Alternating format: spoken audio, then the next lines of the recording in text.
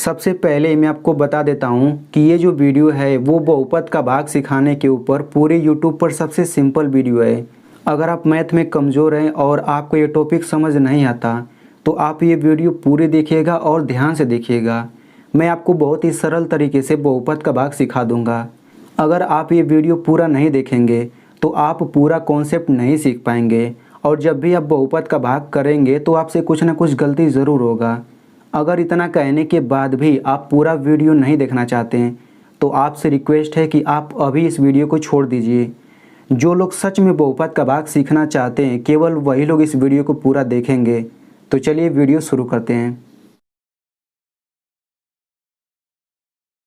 तो देखिए आपको ऐसे ही दो बहुपद दिया जाएगा। जैसे यहाँ पे बहुपद दिया गया है तो आपको इस बहुपद को इस बहुपद से भाग देना है। ठीक है, तो हम लोग क्या करेंगे, ये जो छोटा बहुपद है इसको यहाँ पे लिखेंगे, इसको यहाँ पे बीच में लिखेंगे। अब इसके बाद हम लोग इसका भाग करेंगे। तो देखिए अगर मैं इसका भाग डायरेक्ट बताने लग जाऊँ तो आप लोगों में से अधिकतर को समझ नहीं आएगा क्योंकि बेसिक रूल नहीं पता है। तो सबसे पहले हम लोग इसका बेसिक रूल समझेंगे। तो देखिए जो मैं रूल बताने जा रहा हूँ अगर आपको वो नहीं पता तो आप इसका भाग कभी भी नहीं कर पाएंगे, ठीक है ना। लेकिन जिसको वो रूल पता चल जाएगा तो कन्फर्म है कि वो भाग कर ले जाएगा, ठीक है ना। बहुत आसान है। तो चलिए सबसे पहले हम लोग रूल समझ लेते हैं। तो यहाँ पे देखिए 5 पर 2 घात अगर लिखा रहेगा तो इसका मतलब होता है कि 5 का 2 बार गुणा। 5 पे 3 घात लिखा है तो इसका मतलब होगा 5 का 3 बार गुणा। यानी कि जब भी हम लोग सवाल लगाएंगे तो अगर 5 पे 2 घात लिखा है तो हम लोग 5 का 2 बार गुणा करके लिख सकते हैं। 5 पर 3 घात लिखा है तो हम लोग 5 का 3 बार गुणा करके लिख सकते हैं, ठीक है। इसी तरह मान लेते हैं 4 पर 3 घात है तो 4 का 3 बार गुणा करके हम लोग लिख सकते हैं। इसका उल्टा भी सही है, यानी कि अगर 5 का 2 बार गुणा है तो हम लोग इसको 5 पर 2 घात लिख सकते हैं। 4 का 3 बार गुणा हुआ है तो हम लोग उसको 4 पर 3 घात ऐसे लिख सकते हैं, ठीक है ना। अब आगे बढ़ते हैं। अब x वाले के लिए बिल्कुल वही रूल है। अगर x पर 2 घात है तो हम लोग इसको लिख सकते हैं x का 2 बार गुणा। अगर x पर 3 घात है तो इसका मतलब होगा x का 3 बार गुणा। यानी कि x पर 3 घात है तो हम लोग उसको इतना लिख सकते हैं। और एक चीज़ और समझ लीजिए, अगर x पर 2 घात है तो इसको हम लोग x स्क्वायर पढ़ते हैं और x पर 3 घात है तो इसको x क्यूब पढ़ते हैं, ठीक ना। यानी कि जब भी मैं x स्क्वायर बोलूँगा तो आप समझिएगा x पर 2 घात, जब भी मैं x क्यूब बोलूँगा तो आप समझिएगा x पर 3 घात। x पर 4 घात है तो हम लोग x का 4 बार गुणा करके लिख सकते हैं। इसका उल्टा भी सही है।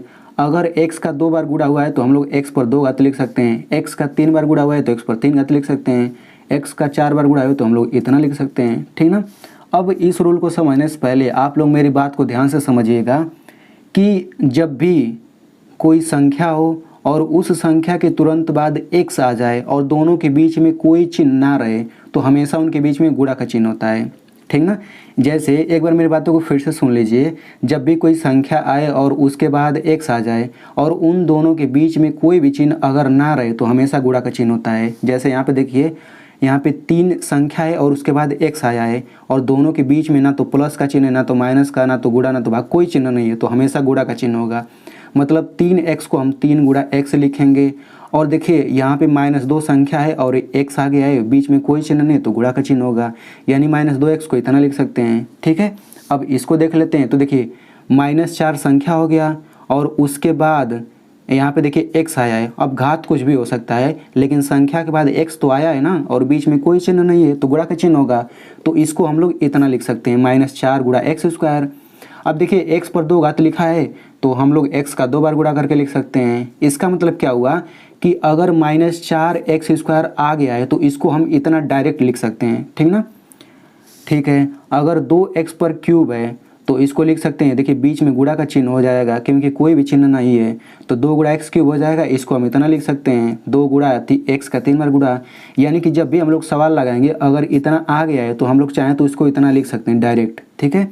अब हम लोग चिन्हों का नियम समझ लेते हैं। तो देखिए जब भी प्लस प्लस चिन्ह का गुणा करेंगे तो प्लस आता है, प्लस का चिन्ह आएगा। जब भी माइनस माइनस का गुणा करेंगे तो प्लस का चिन्ह आता है, प्लस माइनस का गुणा करेंगे माइनस आता है और माइनस प्लस का गुणा करेंगे तो माइनस आता है, ठीक है। अब देखिए मान लीजिए आपको x का x क्यूब में गुणा करना है तो कितना आएगा। तो देखिए x को वैसे ही लिखेंगे और गुणा वैसे लिखेंगे। x पर 3 घात तो लिख सकते हैं x गुणा x। अब देखिए यहाँ पे x का 4 बार गुणा है तो इसको x पर 4 घात लिख सकते हैं ना। मतलब क्या हुआ कि अगर इन दोनों का गुणा करेंगे तो डायरेक्ट हम x पर 4 घात लिख सकते हैं। मतलब इन दोनों का गुणा करके इतना लिख सकते हैं। उसी तरह से x और x पर 2 घात है तो इसका गुणा करेंगे तो x पर 3 घात आएगा। चलिए अब हम लोग यहाँ पे इसको समझ लेते हैं। तो देखिए अगर आपको प्लस 2x का गुणा करना हो माइनस 4x³ में तो क्या आएगा। तो देखिए तो सबसे पहले हम लोग चिन्हों का गुणा करते हैं, फिर संख्याओं का गुणा करते हैं, फिर x का गुणा करते हैं। तो देखिए प्लस माइनस का गुणा करेंगे तो माइनस आएगा, और उसके बाद संख्या का गुणा करते हैं तो 2 और 4 का गुणा करेंगे 8 आ जाएगा। x और x³ का गुणा करेंगे तो x पर 4 घात, मतलब इन दोनों का गुणा करेंगे तो डायरेक्ट इतना हम लोग लिख सकते हैं, ठीक है ना। अब यहाँ पे देखिए 2 और संख्या x आ गया तो इनके बीच में गुणा होगा, यहाँ पर भी गुणा होगा, तो सभी का गुणा इसीलिए तो हम लोग गुणा कर रहे हैं, ठीक ना।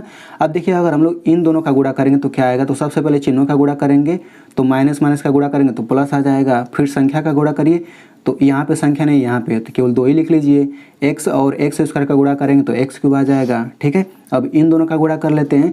तो देखिए चिन्हों का गुणा करेंगे तो केवल एक ही चिन्ह है तो माइनस लिख लीजिए। अब संख्याओं का गुणा करेंगे तो केवल एक ही संख्या है तो 3 लिख लीजिए। अब x² का गुणा करेंगे तो x³ आ गया, ठीक ना, यानी इन दोनों का गुणा करके इतना आ जाएगा। अब यहाँ पे इन दोनों का गुणा कर लेते हैं तो x और 4x² का गुणा करेंगे तो सबसे पहले चिन्हों का गुणा करेंगे, चिन्ह नहीं है, फिर संख्याओं का गुणा करेंगे तो संख्या नहीं है तो केवल 4 आ जाएगा। अब x² का गुणा करेंगे तो x³ आ गया, तो हम लोग x और 4x² का गुणा करेंगे तो 4x³ आ जाएगा। अब इन दोनों का गुणा कर लेते हैं तो इन दोनों का गुणा करेंगे तो देखिए माइनस हो जाएगा, 2 हो जाएगा और x³ हो जाएगा। इन दोनों का गुणा करेंगे तो सबसे पहले चिन्हों का गुणा करेंगे तो माइनस माइनस प्लस हो गया, फिर 2 3 6x² आ जाएगा, ठीक है ना। तो आई होप आपको समझ आ गया होगा। अब हम लोग यहाँ पे एक चीज़ और समझ लेते हैं। तो देखिए इसको थोड़ा ध्यान से समझिएगा, ठीक ना। जैसे मान लीजिए यहाँ पे आ गया है 6x और यहाँ पे आ गया है 6x, दोनों सेम चीज़ है। अगर इसके बीच में मैं माइनस लगा दूँ और कहूँ इसको हल करके क्या आएगा तो आप लोग क्या कहेंगे 0, ठीक ना। और वैसे ही अगर मैं 6x ले लूँ 6x ले लूँ, इसके पहले प्लस का चिन्ह लगा दूँ यहाँ पे माइनस, अब मैं पूछूँ कि इसको हल करके क्या आएगा तो आप बताएंगे 0। फिर मैं 6x लूँ, फिर मैं 6x लूँ, यहाँ पे माइनस लगाऊँ यहाँ पे प्लस, फिर मैं हल करके पूछूँ तो क्या आएगा तो 0 आएगा, ठीक ना। अब इसी तरह से हम लोग यहाँ पे देख लेते हैं। मान लीजिए कि x पर 4 घात आ गया और x पर 4 घात, बीच में माइनस है तो क्या आ जाएगा 0 आ जाएगा। x पर 4 घात लिया, x पर 4 घात लिया, मतलब दोनों सेम चीज़ है। इसके पहले प्लस लगा, इसके पहले माइनस, तो क्या आएगा 0 आएगा। x पर 4 घात लिया, x पर 4 घात, यहाँ पे माइनस यहाँ पे प्लस, तो हल करके क्या आएगा 0 आएगा। यानी कि यहाँ से एक रूल समझ लीजिए, कभी भी दो सेम चीज़ अगर आए और एक के पहले प्लस रहे दूसरे के पहले माइनस, या फिर पहले के पहले माइनस रहे और दूसरे के पहले प्लस रहे तो हमेशा 0 आता है। आप देख सकते हैं कि 6x दोनों सेम चीज़ है और चिन्ह अलग अलग है, माइनस प्लस है तो 0 आ गया है। इसी तरह से संख्या में भी हो जाएगा। जैसे मान लीजिए 6 ले लिए, माइनस लगा दिया तो 0 आ जाएगा, और 6 ले लिया प्लस माइनस किया तो 0 आ गया, 6 लिया माइनस प्लस लिया तो भी 0 आ गया, ठीक है। तो इतना पता होना चाहिए। तो चलिए अब हम लोग भाग सीखते हैं। आई होप आपको समझ आ गया होगा बेसिक। तो देखिए हमें यहाँ पे x-2 से इस पूरे में भाग देना है। तो पूरे में भाग देने से पहले हमें इन दोनों का पहला पद लेना है, ठीक ना। तो इसका पहला पद ये है, इसका पहला पद ये, तो पहले पद में सबसे पहले भाग देंगे। तो यहाँ पे x पर 4 घात ऊपर लिखिए और ये x नीचे, ऐसे ही भाग होता है ना। अब इसको हम लोग हल करते हैं। तो देखिए x पर 4 घात का मतलब क्या हुआ, x का 4 बार गुणा, ठीक ना, फिर बटा ये हो जाएगा x, तो एक x से एक x कटा। अब देखिए x का 3 बार गुणा हुआ तो कितना आ जाएगा, ये आ जाएगा x का क्यूब, ठीक ना। तो ये आपको कहाँ लिखना है, ये आपको यहाँ पे लिख लेना है। अब आपको क्या करना है, सिंपल मैं आपको बता दूँ, ये x³ जो है ना इसका आपको इन दोनों में गुणा कर देना है, ठीक है। तो हम लोग गुणा करते हैं। तो यहाँ पे लिख लीजिए x³ और यहाँ पे गुणा लिखिए और यहाँ पे x-2 जो है यहाँ पे लिख लीजिए। तो अब आप गुणा करिए। तो सबसे पहले क्या करेंगे, इसका x³ का पहले पद में गुणा करेंगे तो कितना आ जाएगा, x पर 4 घात आ जाएगा। अब आपको x³ का इसमें गुणा करना है तो गुणा करेंगे तो 2x³ आ जाएगा, और इसके पहले कोई चिन्ह नहीं है, इसके पहले माइनस है यानी कि माइनस का चिन्ह आएगा। तो गुणा करके ये जो है ना, हम लोग इस पूरे को इसके जस्ट नीचे लिखेंगे। तो लिख लीजिए यहाँ पे हो जाएगा x पर 4 घात और ये हो जाएगा -2x³। फिर आपको लकीर ऐसे खींच लेना है, कहाँ तक, एकदम यहाँ तक खींचना है, ठीक ना। अब देखिए इसके पहले कोई चिन्ह नहीं है तो हम लोग प्लस का चिन्ह मान लेते हैं यहाँ पे। तो प्लस से ये माइनस हो जाएगा, ये माइनस है तो प्लस हो जाएगा, मतलब चिन्ह बदल जाता है। तो ये पहला वाला हमेशा कट जाता है। क्यों कटता है अभी मैं आपको हल करके बता देता हूँ। तो देखिए यहाँ पे इन दोनों को हल करके जो आएगा वो नीचे लिखते हैं। तो इसको हल करिए तो ये हो जाएगा x पर 4 घात और ये अब माइनस वाला चिन्ह लेंगे, नीचे वाला चिन्ह, तो ये हो जाएगा -x पर 4 घात, और ये हल करके कितना आता है 0 आता है। तो हम लोग जब जीरो आता है ना, जीरो का मतलब कुछ नहीं, तो हम लोग यहाँ पे कुछ नहीं लिखते हैं, या फिर कभी कभी ऐसे हम लोग ऐसे इसको काट भी देते हैं। लेकिन आप लोग ऐसे छोड़ दीजिए, कुछ मत करिए, इसको ना तो काटिए ना इसके नीचे कुछ लिखिए, ये हमेशा समझिए गायब हो जाता है। तो अब क्या करेंगे, अब इसको हल करके इसके नीचे लिखेंगे। तो इसको हल करिए तो -5x³ है ना, पूरा चिन्ह सहित लीजिएगा आप लोग। तो -5x³ हो गया, ये कितना हो जाएगा +2x³, तो ये हो जाएगा +2x³। तो इसको हल करिए तो क्या आएगा, तो देखिए इसको हल करना आपको आना चाहिए। तो देखिए x³, तो यहाँ पे x³ लिख लीजिए। अब देखिए इसके पहले -5 है, इसके पहले +2 है, तो ये हल करके क्या आता है, ये हल करने पर आएगा आपका -3। अभी मैं बता देता हूँ कैसे आता है। तो यहाँ पे एक रूल समझ लीजिए, आपको समझ आ जाएगा। माइनस प्लस रहेगा तो क्या करते हैं, घटाते हैं, ठीक ना। थोड़ा सा समझ लीजिए, देखिए अगर यहाँ पे इसको हल करना रहे तो माइनस प्लस का चिन्ह रहेगा तो क्या करते हैं, घटाते हैं। तो घटाने के लिए बड़ी में से छोटी घटाइए, तो 8 में से 2 घटाएंगे 6 आ गया। अब बड़ी संख्या 8 है और 8 के पहले माइनस है तो माइनस का चिन्ह लगा देंगे, यानी कि इसको हल करके -6 आ जाएगा, ठीक ना। तो उसी तरह से इसको हल करिए, तो माइनस प्लस है तो घटाएंगे, तो 5 में से 2 घटा 3 आ जाएगा। 5 बड़ा है, 5 के पहले माइनस है तो माइनस लिख देंगे, तो -3 इसके नीचे लिखिए। मतलब क्या कि इन दोनों को हल करके -3x³ आएगा, ठीक ना। तो ये कहाँ पे लिखना है, चूँकि इसको हल करके आ रहा है तो इसके नीचे लिखेंगे -3x³। अब उसके बाद क्या करेंगे, ये आगे का सब उतार लीजिए, तो ये हो जाएगा +7x² -8x +12, ठीक ना। अब आप समझिए ना कि इस x-2 से अब आपको इसमें भाग देना है, तो पहला पद उठाइए ये वाला और पहला पद ये उठाइए, ठीक ना। तो अब यहाँ पे इसको लिख लीजिए -3x³, फिर बटा यहाँ पे इसका पहला पद लीजिए x लीजिए, मतलब आपको इसका पहला पद लेना है, इससे भाग देना है हमेशा। तो अब देखिए भाग करेंगे तो क्या आएगा, देखिए इसको लिख सकते हैं -3 गुणा x पर 3 घात है तो लिख सकते हैं x का 3 बार गुणा, फिर बटा x, तो x से x कटा। अब ये देखिए x गुणा करेंगे x² और ये -3 है तो -3x² आ जाएगा। अब ये -3x² कहाँ पे लिखेंगे, यहाँ पे लिखेंगे -3x², यानी कि जब भी आप लोग पहले पद का भाग करेंगे तो जो आएगा वो आपको यहाँ पे लिखना है, और इसी का आपको इन दोनों में गुणा करना रहेगा। तो x-2 में किसका गुणा करना है, इसका, तो यहाँ पे लिख लेते हैं। तो x-2 लिखिए, गुणा करना है किस में, इसी से -3x² से। तो इसका गुणा करिए आप लोग, तो गुणा करने पर क्या आएगा, तो देखिए मैं आपको बता देता हूँ।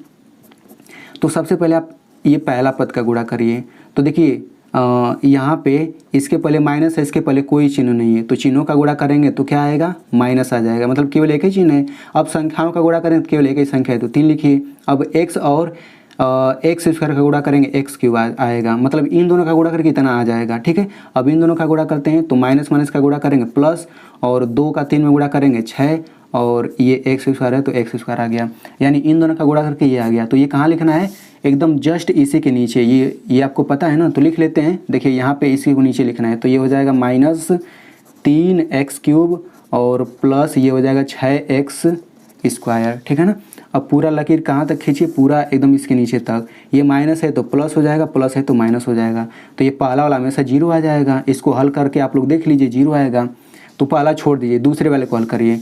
तो दूसरा वाला क्या है, ये हो जाएगा +7x², और ये देखिए अब माइनस वाला चिन्ह लेंगे, नीचे वाला चिन्ह लिया जाएगा, तो -6x², ठीक है ना। इसको हल करके देखिए क्या आता है, तो देखिए x² है तो यहाँ पे आप x² लिख लीजिए। अब यहाँ पे +7 है, यहाँ पर -6 है, तो ये हल करना आना चाहिए। तो देखिए जब प्लस माइनस का चिन्ह रहेगा तो क्या करते हैं, तो देखिए प्लस माइनस का चिन्ह रहेगा तो हम लोग घटाते हैं, तो आप घटा लीजिए। तो 7 में से 6 घटेगा 1 आ गया, और बड़ा संख्या 7 है तो इसके पहले प्लस है तो हम प्लस लगाएंगे, यानी कि इसको हल करके क्या आ जाएगा +1x²। इसको हल करके +1x² आ जाएगा, तो ये कहाँ लिखना है, इसके नीचे, तो +1x²। अब आगे का पूरा उतार लीजिए, -8x हो गया +12 हो गया, ठीक ना। फिर आपको क्या करना है, अब समझिए कि x-2 से इसमें भाग देना है, तो पहला पद फिर उठाइए, एकदम सब वैसे ही करते चले जाना है भाई। तो ये हो जाएगा +1x², और किससे भाग देना है, x से भाग देना है ना, तो यहाँ पे बटा x लिखिए। तो अब क्या करेंगे, ये +1 हो गया, फिर गुणा x का 2 बार गुणा करके लिख देते हैं, फिर बटा x, तो कट गया, कितना आ जाएगा +1x। तो जब भी पहला पद का भाग करेंगे तो ये कहाँ लिखना है, ये यहाँ पे लिखना है, ठीक ना, +1x। अब +1x का इसमें गुणा कर देना है, तो ठीक है। तो ये हो जाएगा +1x, और गुणा किस में गुणा करना है, x-2 में, तो गुणा करके क्या आ जाएगा, तो आप गुणा करेंगे तो देखिए क्या आएगा, यहाँ पे सबसे पहले इन दोनों का गुणा करेंगे तो क्या आ जाएगा प्लस 1x² और इसका इसमें गुणा करेंगे तो क्या आ जाएगा -2x आ जाएगा। तो ये कहाँ लिखना है, एकदम इसी के नीचे लिख देना है, तो लिख देते हैं। तो यहाँ पे ये हो जाएगा प्लस 1x² और -2x, तो ये हो जाएगा -2x। फिर लाइन खींचिए एकदम इसके नीचे तक, तो ये माइनस ये प्लस हो गया, ठीक ना। तो पहला वाला 0 आ जाएगा, हमेशा पहला वाला हमेशा ऐसे ही छोड़ देते हैं, ये 0 ही आता है पहला वाला। अब इसको हल करते हैं तो देखिए क्या है -8x और ये है +2x, ठीक ना। तो ये हल करेंगे तो क्या आएगा, तो x है तो x लिख लीजिए और -8 + 2 तो देखिए माइनस प्लस रहता है तो घटाते हैं, तो 8 में से 2 घटेगा 6 आ गया, और 8 बड़ा है तो माइनस का चिन्ह लगाएंगे, मतलब कि -6x। इन दोनों को हल करके -6x आ गया, तो ये हो जाएगा -6x। तो देखिए इस तरह का सवाल आपको किसी भी कीमत पे आना ही चाहिए, नहीं आएगा तो आपको सवाल समझ में नहीं आएगा, ठीक ना। तो अगर आपको समझ आ गया इस तरह का हल करना तब तो अच्छी बात है, अगर नहीं आया है तो इस पर मैंने एक डेडिकेटेड वीडियो बनाया है डिटेल में, तो उसका लिंक मैं यहाँ पे ऊपर दे दूँगा या फिर वीडियो के डिस्क्रिप्शन में दे दूँगा, तो आपको समझ नहीं आया तो देख लीजिएगा उसे। तो -6x लिख लिए, फिर अगला पद उतारिए ये। अब आपको x - 2 से अब आपको इसी में भाग देना है, तो फिर पहला पद उठाइए भाई, एकदम सब कुछ वैसे ही है। -6x लीजिए, फिर बटा ये x, तो -6x का मतलब हो गया -6 गुणा x बटे x, तो x से x कटा कितना आ जाएगा -6। तो ये कहाँ लिखना है, पहला पद का भाग दिए तो ये यहाँ पे लिखेंगे ना, -6 यहाँ पे लिखिए, ठीक ना। फिर -6 का गुणा करना है किसमें, x - 2 में, यानी कि इसमें।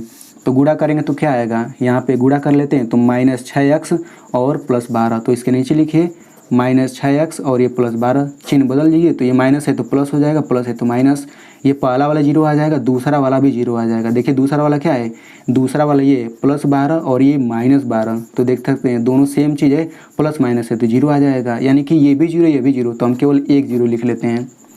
तो यहाँ पे अंत में या तो 0 आ जाए तब भाग खत्म हो जाता है, या फिर सिंपल सा तरीका है कि अगर यहाँ पे 2 पद है तो यहाँ पे 2 पद अगर है ना, तो और नीचे यहाँ पे अगर कोई एक पद आ जाता है तब भी समझिए कि भाग खत्म हो गया है।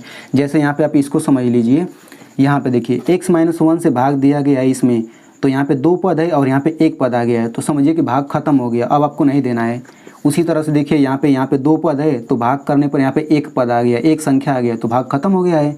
इसको मैं इसलिए भी दिखा रहा हूँ क्योंकि भाग करने के ये भी तरीका, देखिए ऐसे भी लाइन खींच के आप भाग दे सकते हैं, दोनों ही तरीके से आप कर सकते हैं। तो आई होप आपको समझ आ गया होगा। अब हम लोग यहाँ पे एक चीज़ और समझ लेते हैं। तो देखिए जब भी हम लोग बहुपद का भाग करेंगे, चाहे संख्याओं का ही भाग करते हैं, अगर बहुपद का भाग करेंगे तो देखिए यहाँ पे कोई बहुपद रहेगा, बीच में बहुपद रहेगा, यहाँ पर भी बहुपद आएगा, नीचे कोई बहुपद मतलब संख्या आएगा चाहे बहुपद आएगा, तो यहाँ पे जो आता है इसको बोलते हैं भाजक बोलते हैं, यानी कि डिवाइज़र इंग्लिश में। यहाँ पे बीच वाले को बोलते हैं भाज्य यानी कि डिविडेंड, और यहाँ पे जो रहता है उसको बोलते हैं भागफल यानी कि कोसेंट, और जो नीचे आता है उसको बोलते हैं शेषफल यानी कि रिमाइंडर, ठीक है ना। तो आपको ये पता रहना चाहिए। अब यहाँ पे इसे भी समझ लीजिए, देखिए आपको जब भी बहुपद का भाग आएगा ना, तो आपको ऐसे ही कहेगा कि इस बहुपद को इसी से भाग दीजिए, तो आप हमेशा इसको यहाँ पे लिखेंगे और इस वाले को बीच में, फिर भाग करना शुरू कर देंगे। लेकिन इस तरह डायरेक्ट करेंगे तो गलत हो सकता है। सबसे पहले आपको क्या करना रहेगा, देखिए इसमें सबसे बड़ी घात वालों को पहले लिखना रहता है, ठीक ना, और जो संख्या रहता है उसको अंतिम में लिखना रहता है। तो सबसे बड़ी घात ये है तो इसको सबसे पहले लिखेंगे, और इस वाले को देखिए मतलब सबसे बड़ी घात पहले रहेगा, फिर छोटी घात, फिर छोटी घात, ऐसे करके लिखना रहता है। फिर बाद में x आ जाएगा, और संख्या तो सबसे लास्ट में रहता है, मतलब इसको हम इतना लिखेंगे, और इसमें देखिए x को सबसे पहले करिए, संख्या को लास्ट में करिए, यानी कि सबसे पहले क्रम से कर लेंगे फिर भाग देंगे। तो देखिए x + 1 यहाँ पे लिखेंगे, अब इस नीचे वाले को यहाँ पे लिखेंगे, तब जाके भाग करेंगे, ठीक ना। तो देखिए जो हमने भाग किया है इसमें पहले से एकदम क्रम से दिया है, देखिए 4 घात, 3 घात, 2 घात, यहाँ पे कुछ नहीं है तो 1 घात, फिर संख्या, यहाँ पे भी देख लीजिए, तो हमने डायरेक्ट कर दिया। लेकिन जब नहीं दिया रहता है तो हम लोग उसको क्रम में करके ही हम लोग भाग देंगे, नहीं तो गलत आ जाएगा। तो आई होप आपको समझ आ गया होगा। अब मैं आपको यहाँ पे सवाल दे देता हूँ, तो आप लोग उसे ज़रूर हल करिएगा। तो यहाँ पे देखिए आपको x - 3 से इस बहुपद में भाग देना है, और आपको भागफल और शेषफल आंसर बताना है कमेंट में। तो देखिए दोस्तों, इतना सरल तरीके से समझाने के लिए वीडियो के पीछे बहुत मेहनत होती है।